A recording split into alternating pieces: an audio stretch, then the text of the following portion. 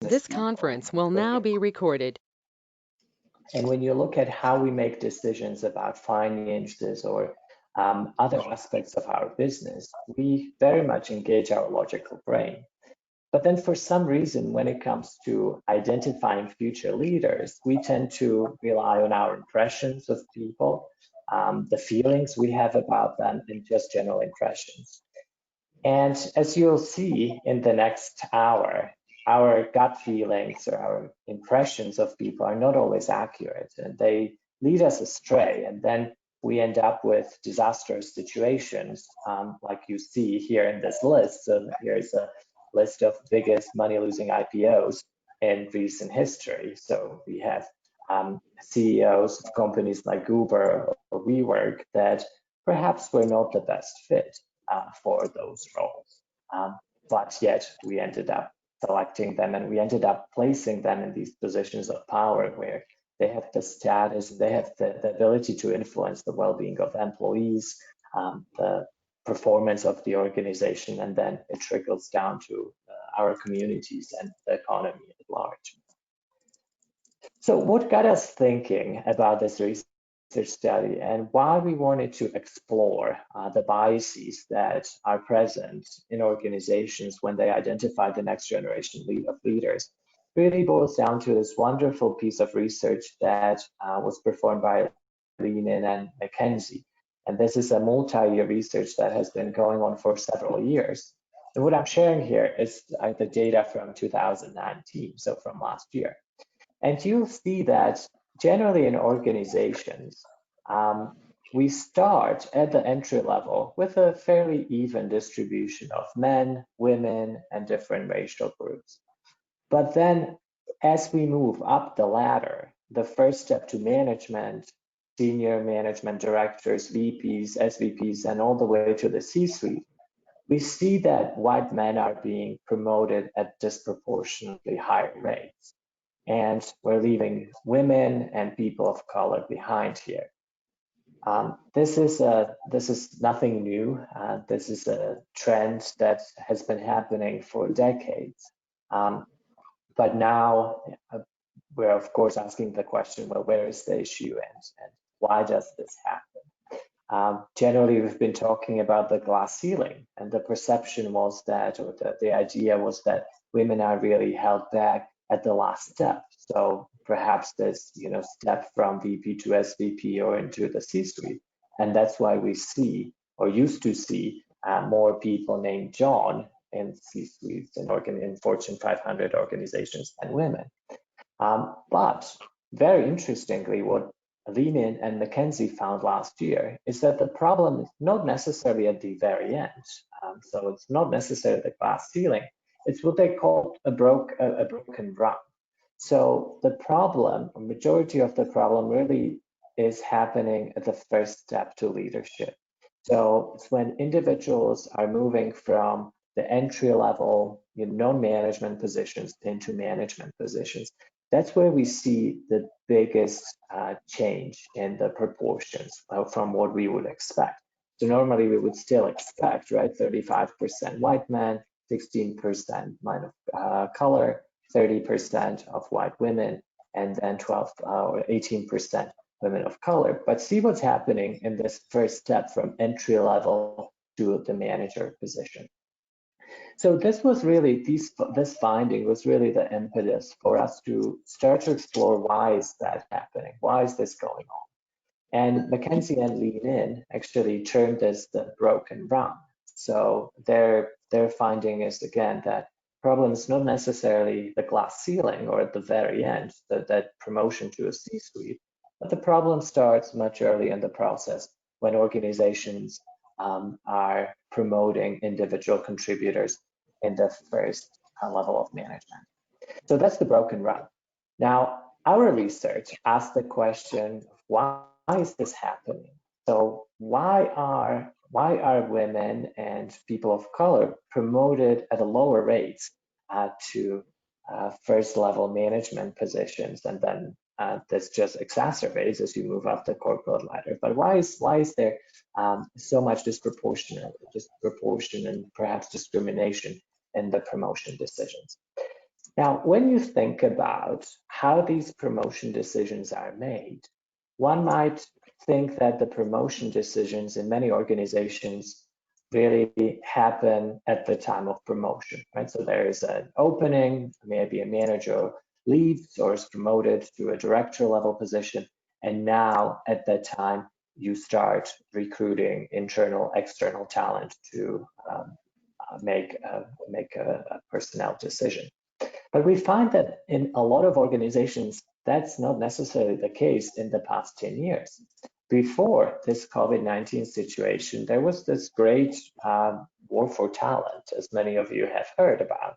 And what this resulted in is organizations building pipelines of talent. So one could argue that the decision of who is promoted to management really happens about a year, sometimes 2 years before the promotion itself, because organizations have now invested in building what they call high potential or emerging leader programs and succession planning programs. And this is what it looks like. So here we have the pipeline, so moving again from entry level to manager position, director, VP, SVP, and C-suite. But organizations have now built programs that feed talent into those into these talent pipelines, so that when an opening becomes available, they have talent ready to step into those positions. So on the first level, so moving from entry level to manager position, manager to director position, even director to VP, or many organizations have emerging leader or high potential programs. And these programs are significant because once you are identified as a high potential employee in an organization, you get all of a sudden access to these special resources. So you get to work on the high visibility strategic projects in the organization. You get more time with executives, and perhaps you are even assigned a formal executive mentor. You get access to these networking opportunities. And then, of course, the expensive executive coach, the expensive leadership development program, and so forth. Research shows that on average, organizations in the US invest $4,000 per year in the development of a high potential employee. So, of course, if you are identified as a high potential employee, and then you spend year, maybe 2 years actually preparing for the promotion, when it will come to the promotion, you actually have a great advantage over anybody else who is applying to the position because they haven't had the level of exposure in the organization, the type of experience, and they have not gone through that type of development that is necessary to actually prepare them for a leadership position. So those are the high potential programs, and they happen up to about VP level. Now, from VP level up, organizations generally have succession planning programs. So this is where the organization identifies key executive roles that are critical for their business. And then they start actively identifying talent within the organization who is going to be ready maybe in 2, 3, 4, 5 years to step into those positions. And this is a risk mitigation strategy because the organization still needs to function and it needs all the executives in place so that it can function properly. So if somebody were to win Lotto, for instance, and decide to retire on a sailboat, the organization can easily take somebody else and then just place them in that position. So those are succession plans. And again, organizations invest disproportionately more resources in upskilling and preparing successors so that they are ready to step into those executive positions when those positions become available. Now, when we take this back to the broken rung, we immediately see that what perhaps should be studied are these programs, are these ways how organizations create those pipelines of employees that they identify somebody who has potential to move into a leadership position. And that is exactly what we decided to study And that is what I'll talk about today. I want to be very upfront here that this study was funded by our organization. Again, we partnered with Purdue University and other researchers in this research endeavor. But we funded this study because our mission as an organization is to bring fairness to leader selection, development, and succession. And we work with small businesses all the way to Fortune 500 organizations and helping them to design the hiring, promotion, succession planning, leadership development programs that ensure that these decisions and critical decisions are made fairly, and every employee in the organization, regardless of where they come from or what they look like, they have an equal chance to become the best possible leader, not only for the organization, but then also for the community and for the larger economy.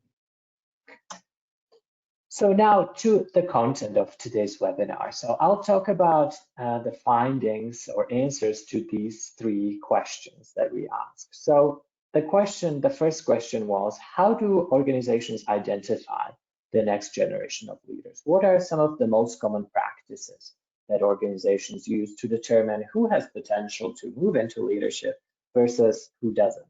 And this is absolutely critical, because once you are identified as, yes, Tom or Lucy have the potential to become an executive or leader in this organization, the organization is going to invest disproportionately more in your development. And the way that the organization looks at you now, all of a sudden, is going to change. So that was the first question. The second question is, now that we know what the processes are, could these processes be influenced by unconscious bias? And what does this look like? And then the third question is, as we look at a sample of organizations, how big of a problem is it? Is it just a few organizations where we see bias, or is this a much bigger problem across corporate America? So let's dive into it. So in this study, we collected data at the end of last year. So we collected data in 2019. So this data is all coming from the pre-COVID-19 world. We collected data from 129 organizations, and we also studied 328 managers.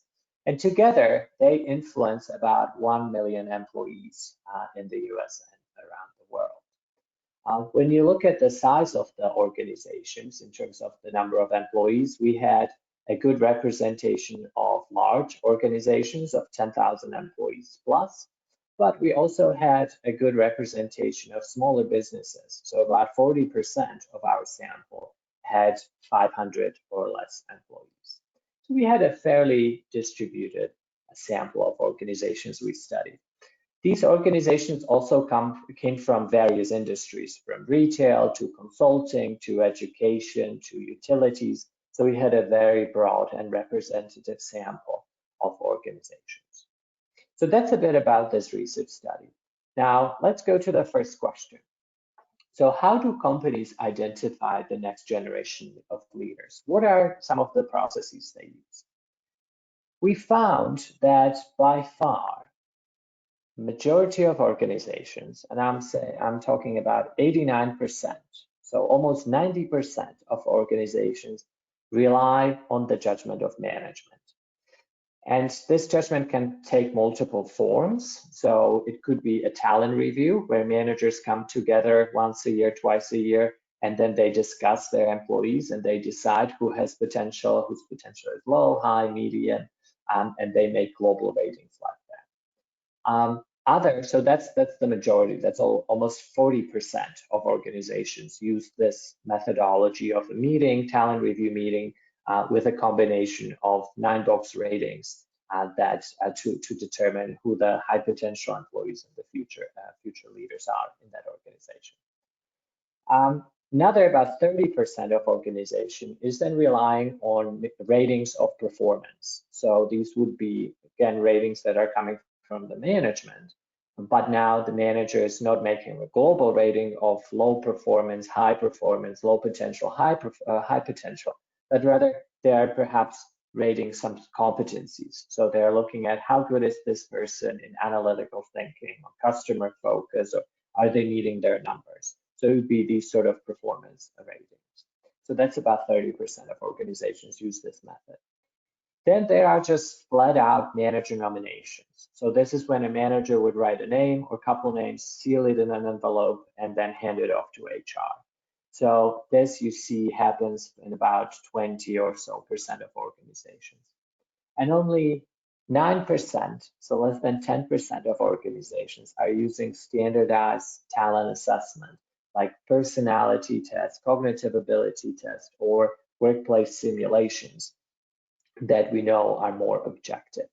So about 90 or almost 90% of organizations are relying entirely on the judgment of management to decide which employees have the potential to move up, or which employees are going to be placed in executive roles and are going to be placed on succession plans.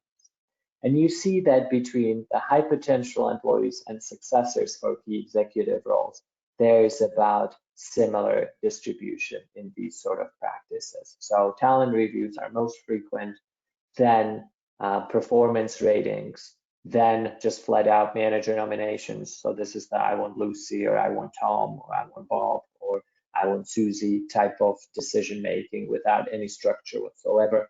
And then only about 9% of organizations bring in more objective assessment data about the individual to make these decisions.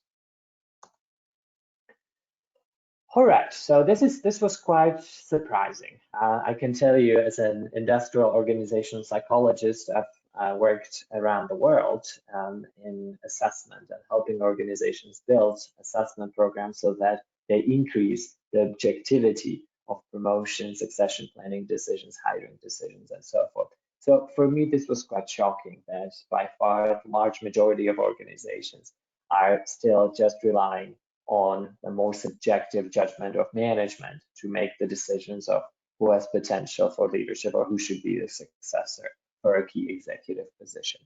So knowing that 90% of organizations, large majority by far, is relying on management to make these decisions, then the next question we asked, well, could this process be influenced by unconscious bias? Is it possible that managers somehow have unconscious biases of what they see as leadership potential? And what are these biases in the first place? So we used a methodology. Remember that we studied 328 managers, and we tested their unconscious biases using this methodology that was developed at Harvard University. And it's called the implicit association test. And basically here, so you as a participant, it's an online test, and you are sitting in front of a screen, and then you see names that are female names or male names. And then your job is to sort them as quickly as you can into these categories. So leadership potential, follower, male, female. And then we switch them so that it's leadership potential, male, follower, female. And we are measuring your reaction time. So we are measuring how quickly you can sort the name Andrew into these categories. And then we present other names, like Tom and Cindy, Lucy, Bob, and so forth. And what we're testing here, because we are testing how quickly you're responding, we are testing the unconscious bias. And I underline the word unconscious. So these are the biases that people are not even aware that they have.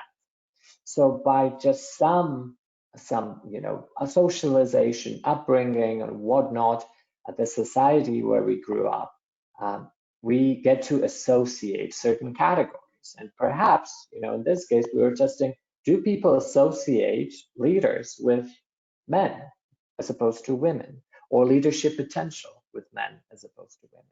So that's exactly what we're testing here. So we looked at gender, and then we looked at black or white. So we looked at racial differences, because we know from past research that the black and white difference is the largest, as opposed to like white and Hispanic or white and Asian. So similar setup here, but now we presented what would be stereotypically black names like Marquise versus stereotypically white names like Tom And again, we tested the association of managers. Before I show you the results of this test, I want to say that our sample of 328 managers, again, came from all industries. They were predominantly white, and that is just reflective of generally the people in leadership positions. As unfortunate as that is, it's a reflection of our society. But we had at least an equal distribution of men and women in our sample. These managers also held mid-level or senior management positions. So majority of the sample were in mid-level management or senior management. And that means that these were actually the people who were making the decisions about who has leadership potential and who doesn't have leadership potential. So we tried to get a sample that is as representative as what's going on in the organization as possible. All right, so here are the results. This is what we found.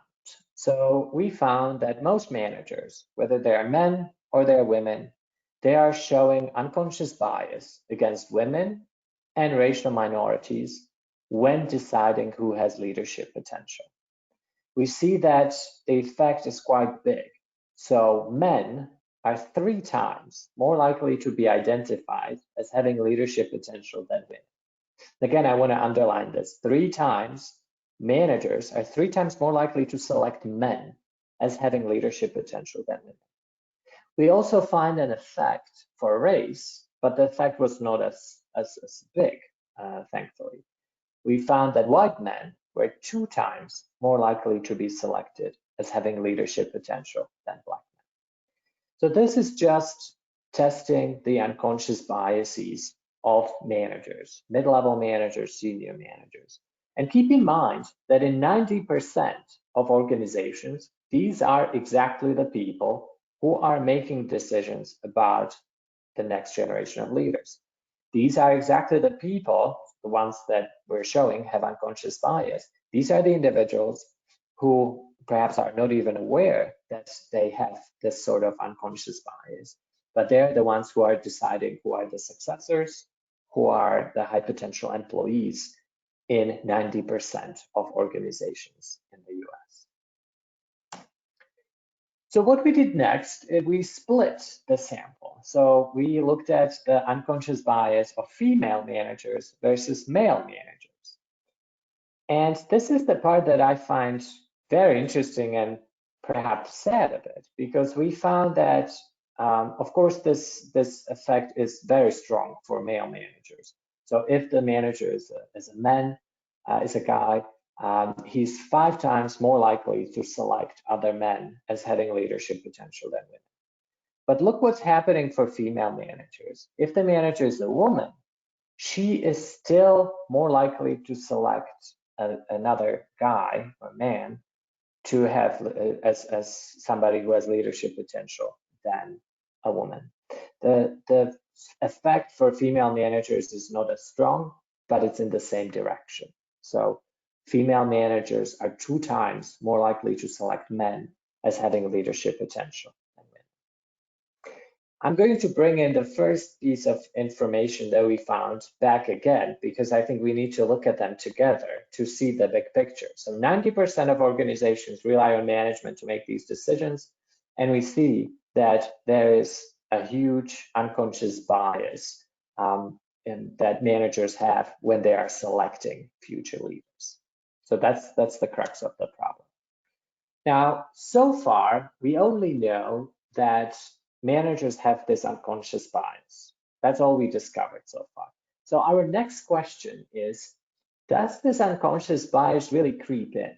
So just because it exists, it could be that people are perhaps, through bias training, they learn how to control it. And they're much more conscious of it, so they don't let it creep in as they are making these important decisions about the careers of others. So we actually went back to the organizations and we asked them, what proportion of men and women do you have in high potential programs? And what proportion of men and women do you have on succession plans? So this was a way for us to test, does this unconscious bias really influence in the real world who gets invited to high potential programs, and who gets placed on succession plans. Take a look at what we found. So I'll first start with gender. So we found that indeed the unconscious bias does influence managers' decision. We found that in today's high potential programs, there are almost twice as many men as there are women. On the right-hand side, you see the total employee population. So it's about 50-50 split, as we would expect, between men and women. But then when you look at the gender distribution in high potential programs at the end of 2019, that's when we collected the data, you see that organizations are investing in the development of more men than women. So for every woman that an organization is actively grooming for a leadership position in these high potential programs, they are grooming almost twice as many men. And this is significant. Remember that the organization is now, after you are identified as a high potential employee, the organization is investing disproportionately more resources in your development. So you are getting that executive coach, you are getting the high visibility strategic projects to work on, and you are being invited to special networking opportunities with executives. You are being assigned perhaps an executive mentor, and so forth. So all of these strategies to really build your profile and your skill set so that when a promotion becomes available, you are best positioned to step into a leadership position. All right, so now let's turn back to succession planning. So we see the same pattern exactly when it comes to identifying successors. So again, we see that there is almost twice as many men on succession plans than there is women. And when you look at the general population of employees, it's about 50-50 split, more or less. So same pattern again when it comes to succession plans. So this would be towards the SVP and into the C-suite movement, and same pattern again in high potential programs, which would be the individual contributor, non-management, all the way to director. Now, on the bright side, we found that there is more parity in racial group representation. So we see that there's a pretty even distribution of different racial groups in high potential programs that is reflective of generally the total employee population in those organizations. So you see that any of the differences here are not statistically significant. So we would say that there's more parity. The ratios or the distribution of racial groups in high potential programs and are reflective generally of the total employee population. So now let's turn back to the succession plans. And again, we see same pattern. So when it comes to racial group representation on the succession plans, we see today or at the end of 2019 that we are mirroring that representation that we see in the general population. Okay, so the last question that we asked, and then we can start talking about some solutions. I'm watching the time here, so we allow enough time for questions at the end. So the last question that we asked is, well, how big of a problem is it? So we know that majority of organizations rely on management when they make these decisions. We know that there is unconscious bias in management. And we know that this unconscious bias is coloring the perception of managers of who has leadership potential versus who doesn't. But now on a bigger scale, I mean, how big of a problem is it? And what proportion of organizations is this really happening? So we ran a very basic analysis of what we call adverse impact. And adverse impact is a legal term that basically says if a particular group is selected at a lower rate than another group, you have discrimination, and that's grounds for discrimination. There are multiple different ways how you can calculate this. The easiest is what's called the 80% rule. So this says that if a particular group is being selected at less than 80% of the selection rate of another group, you have discrimination, whether it's intentional or unintentional. We like to believe in the good nature of organizations, so we're calling it unintentional discrimination. So what you're seeing here is that we found unintentional discrimination against women, so unintentional discrimination that's favoring men, in almost half of the organizations. On the left-hand side, you see that 42% of organizations, if we were to run those analyses, we would see discrimination against women in high potential selection in 42% of the organization. If we were to run the same analysis on the succession planning decisions, so who is identified as a successor for key leadership positions, we see that the number increases to 47%.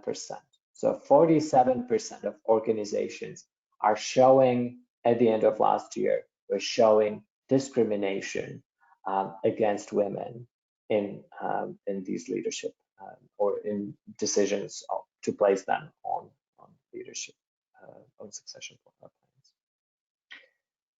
All right, now this is where it gets really, really disappointing, because we see that the effect is much bigger when it comes to race, and especially in succession planning. So we found that there was discrimination against racial minorities in high potential selection in 41% of organizations. 41% were discriminating against minorities when it came to high potential selection. But look at this, 63, so over half, 63%, almost 2/3 of organizations have shown discrimination against racial minorities in succession planning. So 41% in high potential selection, 63% in high potential selection or in successor selection. So this is really shocking that we still have, at the end of 2019, half of organizations showing discrimination against women, 2/3 of organizations showing discrimination against minorities when it comes to identifying the next generation of leaders. Now, I want to bring in the legal aspect here, because I imagine there's some managers and business owners here on the call that are now wondering, well, do we have this problem? How can we even check it? What is some of the legal cases here against bias? Before I go into this section, I just want to do a legal disclaimer that I'm not a lawyer. I'm an industrial psychologist. I work in this area, but if you would like more details, you should see a legal counsel. What I want to highlight are two key court cases. So some of you might have caught the Dukes versus Wal-Mart case from 2011 that went all the way up to the Supreme Court. And this was perhaps the biggest sex discrimination case in the US history. So it was a case against 1.6 million women who claimed that they were denied access to training needed to advance to higher paying jobs. In other words, so this was a case against these leadership development high potential programs. So they're saying we couldn't access these resources, and they were suing Walmart as a result. Interestingly enough, so in this case, I went all the way up to the Supreme Court, and the Supreme Court actually ruled in favor of Walmart. And the argument was that because these decisions are made by managers acting as individual managers, it does not satisfy the requirement of commonality that you need legally to certify as a class action lawsuit. When you look into the details of what is necessary for the certification of a class action lawsuit, one of the requirements, this is the Rule 23A, one of the requirements is that there must be a common practice. There must be some commonality that binds all these cases together and some glue that holds it together. And that is really a practice or some sort of a policy that is causing the discrimination to happen. So the Supreme Court ruled that when managers are making their individual decisions, they're not acting as a unit. There's not a common policy or practice. So hence, that does not satisfy this commonality requirement. And hence, the court ruled in favor of Wal-Mart. And this court case was then used a lot in similar cases where people were challenging some of the common talent management practices or employment practices. Last year, however, there was a significant court case against Corning. So it's an engineering company out of Chicago. And Woods Early was actually suing Corning for race and gender discrimination on behalf of African American women employees because they were denied access to networking, leadership classes, promotion, and hence higher pay. Do you see the same pattern, right? So essentially what Woods Early is arguing is the access. So the access to the high potential programs or leadership development programs that come with these networking opportunities. So Corning attorneys actually argued that the case doesn't meet the commonality requirement based on the Jukes and Wal-Mart Supreme Court ruling. But interestingly, the federal court actually ruled for the case to proceed. And this is very significant because now might be starting to build case law that managers acting together as one unit, such as in a talent review, or if they're completing perhaps the same rating sheets for performance appraisals, or if they're completing the same 9-box tool where you rate your employees on performance, so low, medium, high, and then potential, low, medium, high. That's how you get those 9 boxes. So perhaps this is the glue that holds them together. This is that unity that is needed. That's the common practice that is actually causing the discrimination. And that's really the significance of this federal court ruling. Of course, that happened in the beginning of 2019. We'll see where this case actually goes. But the significance of it is that the legal system is now perhaps challenging managerial discretion in managers' ability to identify high potential talent or successors. And this questions some of the common HR systems that we put in place, such as talent reviews. That's when managers come together, discuss their talent, decide on who is high potential or successor. Or when managers are completing 9-box ratings, or when they are just writing names on some sort of a system and identifying employees as high potentials. Also access to training and development. So all these common talent management practices that organizations use today that we know suffer from bias, as we discovered in our research study, now are perhaps being challenged by court, and there is a growing body of case law that is actually arguing against these practices because they are flawed with a lot of bias, as we have discovered. All right, so now, of course, the question in probably a lot of heads on the call is, well, what can we do about this? So I will give you several options here. The first one is just start with monitoring this discrimination. So start by simple calculations to see if this is something that's happening in your organization. You can partner with your HR team, or perhaps I will show you some very basic ways how to do this that you can do on your own. So that's the first step. And then the second step is start thinking about adding more objective data to the mix so that you are helping yourself if you are in a management position, or you're helping your managers in the organization to make better decisions. Just think about the amount of data and research that goes into your other business decisions around, operations and finance and your marketing budget and whatnot. But then when it comes to who's actually in charge of your organization, we don't tend to be as rigorous. And as we're seeing here in this webinar, that is a big mistake. So let's start with very basic way for how you can actually test for this unintentional discrimination, or what we call adverse impact. So I'll give you the super basic, simple formula. Just know that there are more advanced statistical ways how to do this. The simplest way how you can do this with a pen and paper is based on the 80% rule. So adverse impact exists if one group, such as women, are selected at less than 80% of the selection rate of another group, like men, for instance. Let's walk through an example together.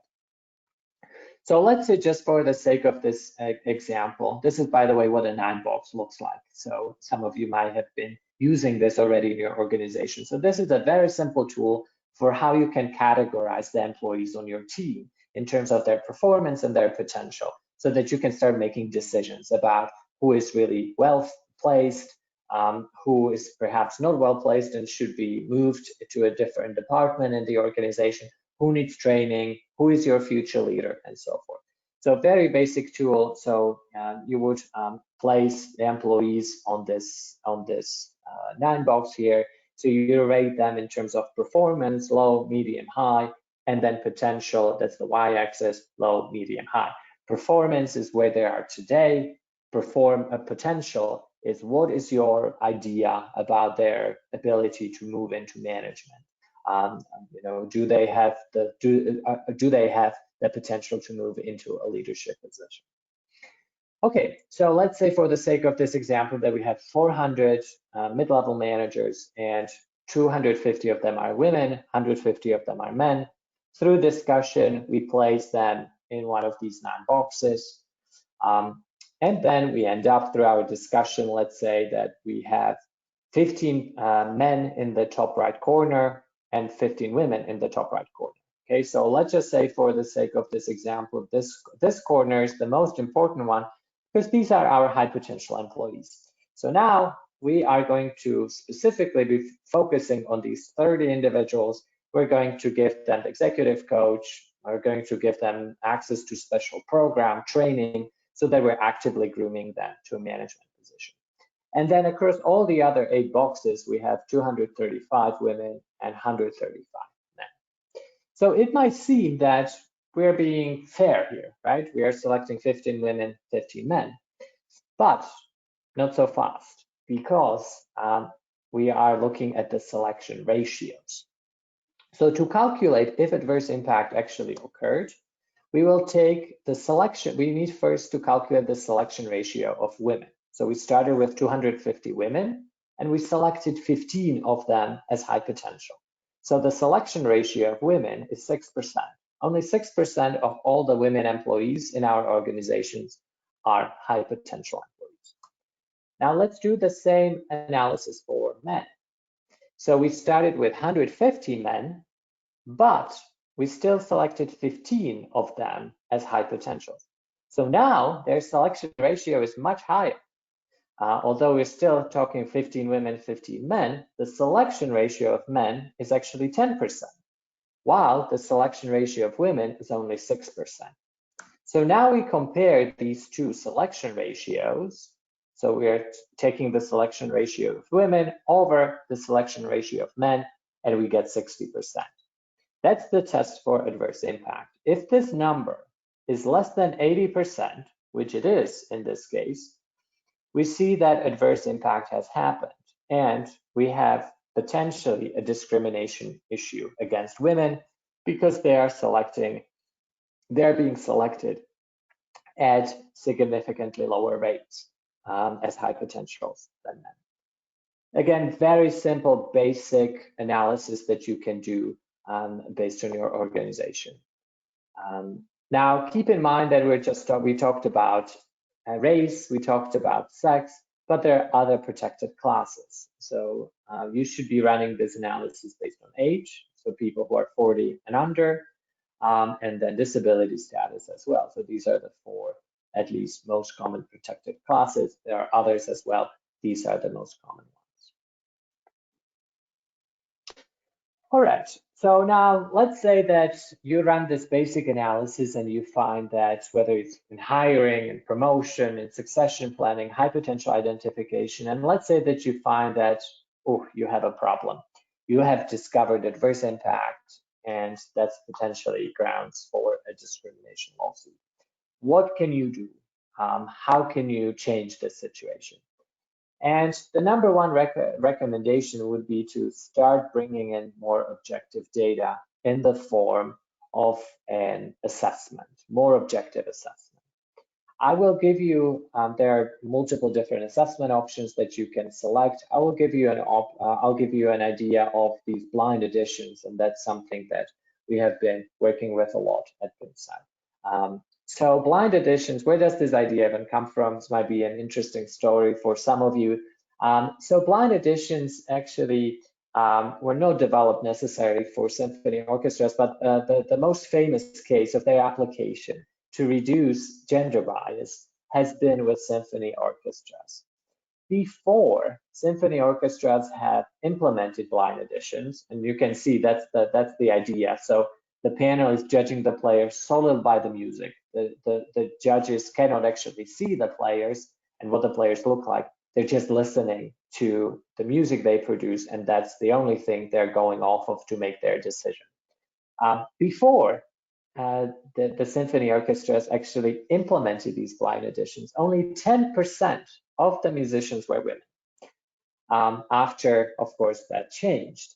And because the orchestras were not using blind auditions, it was not uncommon for conductors to really be influenced by these biases. So we feel more comfortable with our friends, with people we know. So they would often select their students or their personal favorites. The decisions would not be made based on merit, but rather on nepotism or just gut feelings. We have implemented actually these sort of blind auditions also in leadership, and what it looks like is that when you are ready to make a promotion decision, then you place the person in a simulation. So you actually would place them for 3 hours in that leadership position, and we simulate all the different aspects of leadership. And based on that, independent third-party consultants who have no relationship or pre-existing relationship with that candidate would actually observe them, make ratings, and then you would have multiple raters complete those ratings, and that's how you increase the objectivity of it. So there's no pre-existing relationship whatsoever, and you have multiple raters observing candidates in a highly standardized simulation. So we've implemented this process with a Fortune 500 tech company. And I'll show you some of the data here. So this process, this organization, what they really cared about was employee retention rate. So they wanted to make sure, it was very expensive for them to bring talent in, and they just wanted to make sure that they would grow the retention rate. And a big part of it is, of course, management, because we know that people stay with good managers and they leave bad managers. So on average, across all managers, the retention rate in this organization was 86%. Now, as companies, as management was making the promotion decisions for candidates, they could use different pieces of data. I'm just going to be here for the sake of example, to demonstrate probability. The managers could just flip a coin. So let's say that Susie is being considered as a candidate for a promotion to a director level position. So I could just flip a coin, and there's 50% chance that she will retain more staff. So if it's tails, for example, she'll retain more staff. If it's heads, she's going to retain less staff, but it's still 50% chance. Okay, so what happens if I make this decision based on ratings of managers of Susie's potential? We see that the chances are not any better, demonstrating the fact that managers are actually quite bad at judging somebody's future potential. We don't have a crystal ball. It's very difficult to tell who's going to be successful in leadership versus who is not. And if we make this decision based on manager's rating of Susie's potential, there's 54% chance that she'll actually retain less staff, so she'll be worse manager in terms of retention, and only 46% chance that she'll retain more staff. So you might be asking, okay, potential is difficult to rate. What about Susie's performance? Could I base this decision on Susie's ratings or her manager's ratings of her current performance? So in that case, look, we are getting no better. We're getting results that are no better than chance alone. So still, there is a 49% chance that she'll retain less staff, 51% chance that she'll retain more staff. But what if I base this decision on more objective data, like a simulation, like a blind audition? So what if I place Susie in a director level simulation for 3 hours? I had some actors that pretended to be angry customers or underperforming employees. What if I gave her a case study that she had to analyze some financial information, prepare a presentation, and then I would use some independent raters to actually score that? Look what happens. So if I use a talent assessment, if I bring in more objective data to this decision process, I'm significantly increasing my chances of making the right decision. So if I base the decision on talent assessment, there is 61% chance that I'm going to pick the person who's actually going to retain more staff, and only 39% chance that I'm going to select the person who is going to retain less staff. So that's the power of talent assessments, whether you use them in hiring, promotion, succession planning, or high potential identification. This is also an area where we have worked quite a bit as an organization, and I have spent the past 12 years of my career dedicated to building these high-tech, high-touch simulation experience that help organizations identify people who have potential to move into leadership positions, whether that's in the hiring side, promotion, succession planning, high potential identification. And you can see that once you use a highly standardized process, you can achieve the business results that you actually want. So we know that people who do well in the assessment are 6 times more likely to retain employees. So you can use this as an intervention to increase your employee retention. You can increase productivity. We know that people who do well on the assessment are 6 times more likely to be also seen as high performers. And you can also increase employee engagement. We know that when employees are engaged, they actually perform better, and your business performance grows as a result as well. This is just to wrap up, a little meme here. When we really know somebody, and when we like somebody, especially in an interview or in any sort of daily interaction, we tend to put those rose-colored glasses on. But unfortunately, once we put those rose-colored glasses on, all the red flags that might tell us that the person is just not a good fit for a leadership position, they just don't look red anymore. They just look like flags. And that's our bias. That is a way that is what's blinding us and making it impossible for us to make the right decisions. I want to leave some time for questions, and looking at the time here, I know that we'll be running over here, but one important website, if you'd like the full report from this research study that I shared with you today, please go to repairtherung.com, and it's free. You can download your copy. And if you'd like to chat more about some of these blind auditions, or maybe ways how you can start bringing in more objective data, please don't hesitate and reach out. You can go to our website on pinsight.com. Megan, I'm going to turn it over to you to see if we have any questions. Sure. Thank you, Martin. That was incredibly valuable information. Fascinating. So yeah, anybody who has a question, we're going to take those via chat. So just use your little chat bubble Looks like the little talk bubble that's on your toolbar. Go ahead and type your questions into there.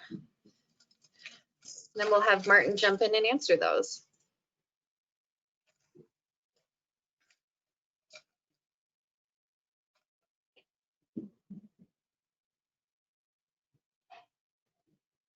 Megan, and do you see those questions? Oh, I see it now. Yeah, so okay. we just got our first one from Anna. So she is asking, where was the majority of the companies that you got this data from? So they were from the US, so they were headquartered in the US. Large majority of them were American companies. What is the population diversity? Yeah, so we actually, when we ran the comparative analyses, we looked at the distribution in the particular companies and then of just general employees, and then we compared those distributions to high potential programs. All right, and then Laura is asking, since we see parity for racial minorities in succession planning and high performers, how do we explain the lack of racial minorities in leadership positions? Yes, Laura, that's a great question. So keep in mind there are two pieces of information. So although there is the distribution, racial distribution in high potential programs and succession plans is showing parity, we still see that there is a large majority of organizations, if you remember, almost 2/3 of organizations that are showing discrimination against racial minorities when it comes to the high potential selection and succession selection. So although the percentages are fairly equivalent in the programs themselves, the discrimination still does exist when you look at individual organizations and how many organizations don't show the level of parity that we see in the average.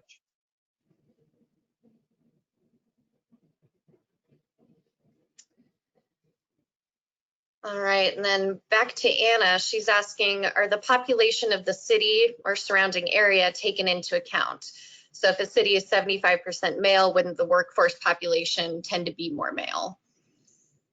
Yes, so we did not take the city surrounding area into consideration. Again, we looked at the gender of the employees themselves. So we didn't necessarily study the population in that area. We studied the employee population in that particular organization. But that's a very good question, Anna. So of course, and we can run another research study and just looking at the placement of particular organizations and whether the geographic area is having an impact. Yeah, sorry to keep flip-flopping back and forth. Laura had also wanted to confirm, so we see it in the selection for position rather than the selection for training? It's still the selection for training. Yes, we see it in majority of organizations. On average, across all organizations, we see the racial distribution being fairly equal. But when you look at individual organizations, we see that 2/3 of them show discrimination still. So there are two different views. You know, how many organizations show discrimination versus is there discrimination across the board? Okay. And then Anna asked, what were the results of the unconscious bias for managers with the black and white names? Yes, so another great question. So the managers were 2 times more likely to select white names as having leadership potential than black males. So there is still a strong effect of unconscious bias. Okay. And then we have a question from Melanie. What is the percentage of the 328 against how many managers there are nationwide? Oh, that's Melanie. That's a very good question. So that's a small sample, of course. There are probably thousands of well, tens of thousands, if not millions, of people in management positions. So that's a small sample. That's why we ran statistical analysis to see, is what we're finding in the sample also likely to happen in the larger population. And those statistical tests were significant. So that's why we're reporting these unconscious biases.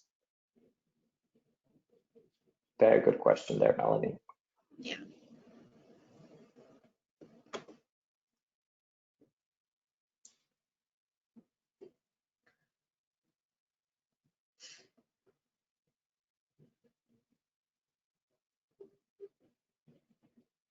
All right.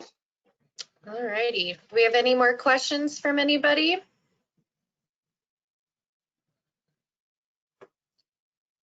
Give it a minute or so in case people are typing. Melanie with a follow-up question, and don't say sorry, you're fine. Since this was just US, where was it? Yeah, so it was an online sample. So this was across the board in the US. So there wasn't any particular state.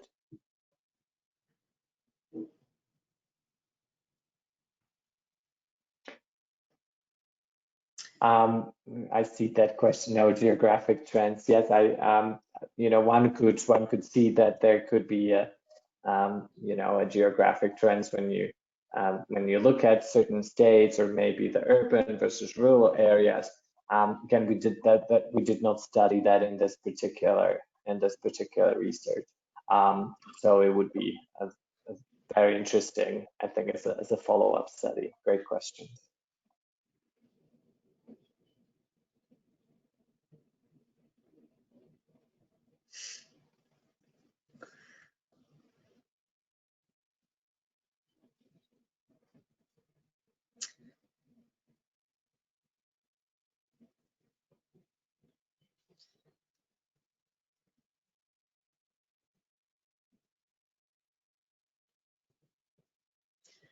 Alrighty. Okay. Well, thank you so much, Martin, for taking the time. I really appreciate it, and I'm sure everybody else does as well. And everybody, please don't hesitate to reach out to me if you have any follow-up questions or want more information from Martin or I. We're both here to provide that to you. And yeah, everybody have a great day. I'm so glad that everybody was able to join. Thank you, Megan. Thanks, everyone. Have a wonderful day. Thanks, Martin.